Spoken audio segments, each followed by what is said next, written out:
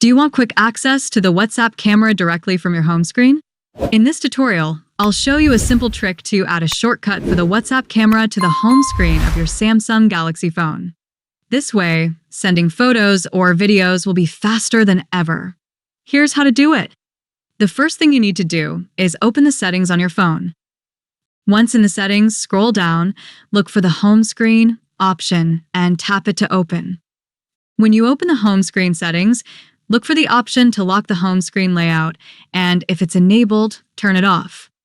This is a necessary step to allow you to add shortcuts to the home screen.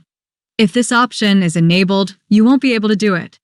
Now, exit settings and find your WhatsApp app. When you find it, tap and hold the app, and then in the menu that appears, you'll see the camera option.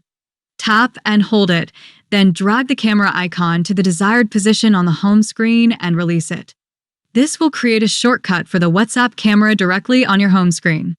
Now you can open the WhatsApp camera and quickly start taking photos or recording videos directly from the home screen. This shortcut saves you time and provides easier access to the camera without needing to open the entire WhatsApp app. If you want to remove the WhatsApp camera shortcut, simply tap and hold the camera shortcut, then tap Remove. After that, the WhatsApp camera shortcut will be removed from the home screen. And that's it.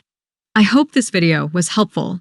If it was, don't forget to like it, share it with your friends, and subscribe to my channel. Thanks for watching, and of course, see you very soon in my next video.